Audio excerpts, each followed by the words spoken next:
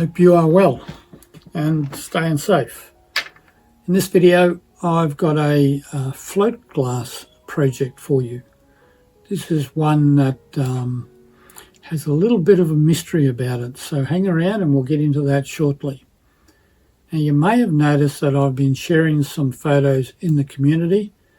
These are photos that have been sent to me by viewers, and I would like more of them. If you've got photos of anything that you've done, especially pieces that are based upon some technique that I've already done here on the channel, please send them to me. You can go to my website, which is rocketroseart.com. There's a contact page there, and if you use that contact page, you can attach your photos to that. Make sure to give me whatever information you want to share so I can share that with the photos in the community. So I've got a question. Have you considered becoming a member? The memberships do give you some extras over and above my usual content. I think you'll find it very useful, and it does help support the channel and allows me to help grow the channel as we go along. So hit that join button. It won't join immediately, it'll just show you what's available, and have a look at it, and I'd appreciate that. Now, if memberships aren't your thing, then there is this subscribe button. And just make sure you turn on your notifications so you get notified when I do new videos. And if you get to the end of this one and you like it, give me that thumbs up, share it around with your friends or whoever might find it useful. And there is always that little thanks button down the bottom where you can make a small donation, and believe me, I will appreciate it. Now I'll get into showing you this project. We'll start with, of course, design, materials, and any special equipment you may need. So as I said, this is a float glass project. I have two pieces of 3mm float glass here that I've got cut. And the design of this is going to be pretty straightforward. I'm going to embed a material in between the two pieces of glass, and then going to more or less just tack fuse them together. And after that I will clean up the edges. I will sandblast it. I'm going to leave a border. I will sandblast the back of it and sandblast it on the edges so I get a bit of a border, and then I'll slump it. So that's the basic design. The materials, as I've already told you, this is float glass, and what I'm going to sandwich in there to make the pattern is top secret. Okay, maybe top secret. There's a bit over the top, but it's something that I discovered some time ago, and I've used it a few times, and it gives a really good effect that I like, and I have never seen anybody use it before or heard of anybody using it. So I don't really want to give that away. Got to keep some secrets. But having said that, you're thinking, well, how can you make it? Well, you can just use normal frit. Just use coarse or fine, whichever you want. This is probably a bit coarser, what I'll be using, so maybe coarse frit would be a better solution. And only tack fuse it, so it leaves a little bit of a granule texture, if you know what I mean. Materials, you know, this is float glass. The other one I'm not going to tell you. Equipment, in this particular case, I'll be grinding the edges, so you need something for that. And I'll be sandblasting it as well before I slump it.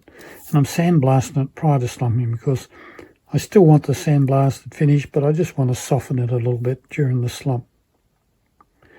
So that's the idea. I will get on now with, and oh yeah, by the way, I must tell you, stay safe. Make sure you wear your safety glasses, masks, and some of this stuff is actually toxic. So make sure you got the right mask on for that. So now, anyway, I am going to get on with this. I will clean these all up. Then I'm going to lay out my pattern here. You may get a clue by watching me do that as to what I'm using. But I'll lay out my pattern. We'll then tack fuse it all together.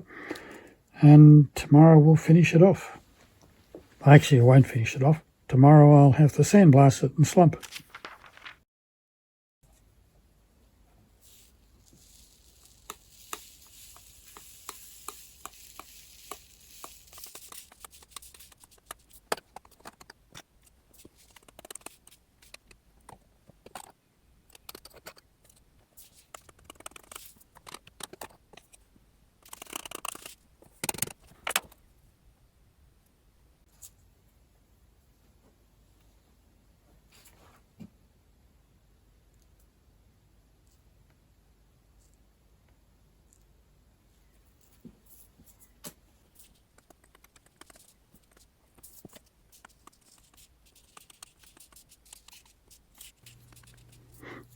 Well, it does look like frit, doesn't it? It's not frit, but for all intents and purposes, you could create something similar just using frit. I've cleaned off the edges to give myself a border around here.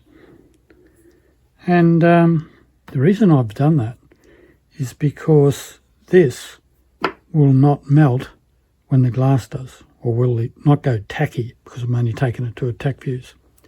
So it doesn't go tacky. It's a bit like mica, and it's not mica, in that mica won't melt, and you have to make sure that the glass is in contact with glass in places to make the whole thing hold together. So my border around there assists in that, and these clear areas will assist in that as well. So now I'll put that in the kiln, and then I'll cap it with the other piece after I put this in the kiln so it doesn't move, and we'll take it to a Tack Fuse.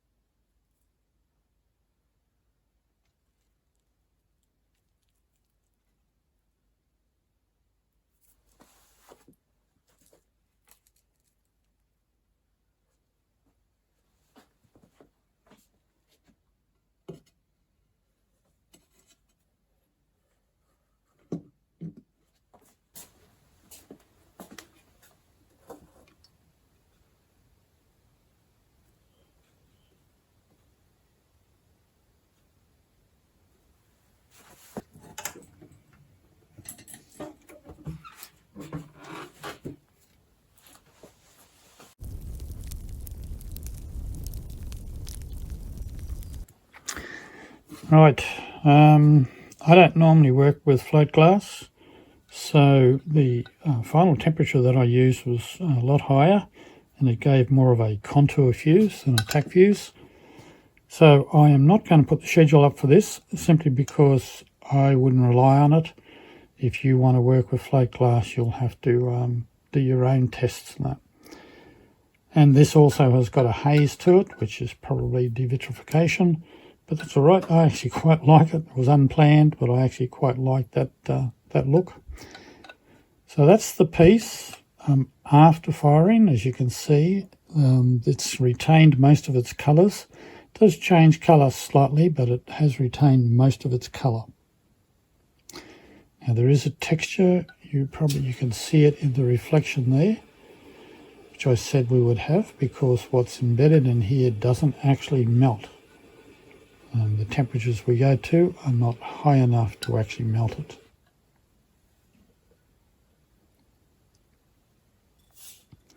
Now there's a bit of a surprise to this, and hopefully I can get this on camera for you if I bring it up close enough. Just watch through here. See it move?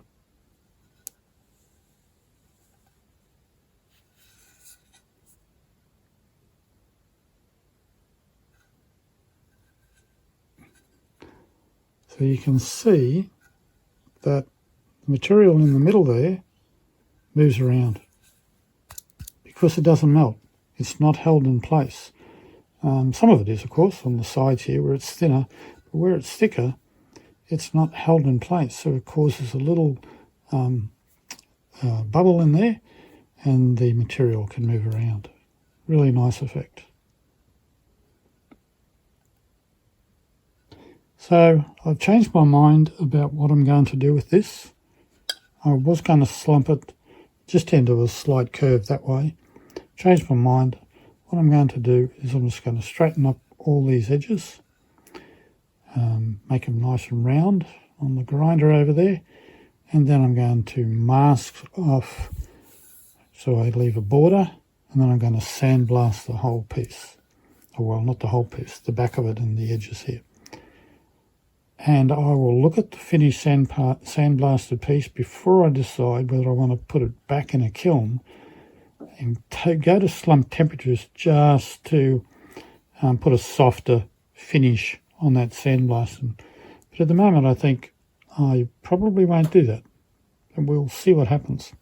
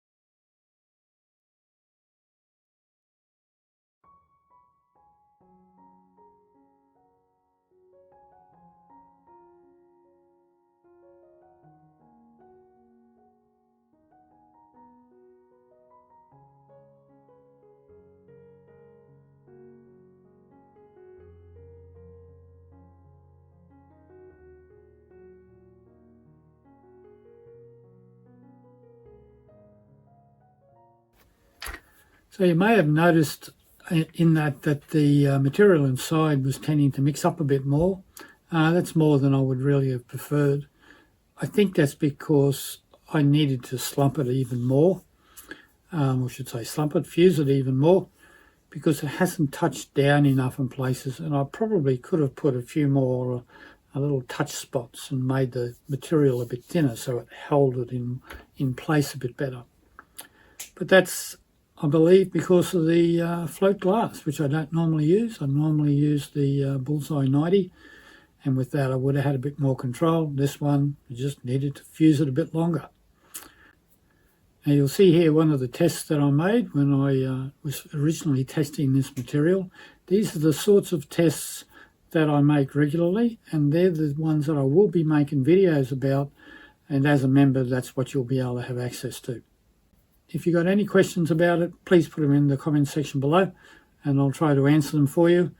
And if you're going to make a comment that I should tell you what that material is, put that down there as well. And as usual, up here, a couple of suggested videos. The subscribe button's right there. And until the next one, I'll say bye for now.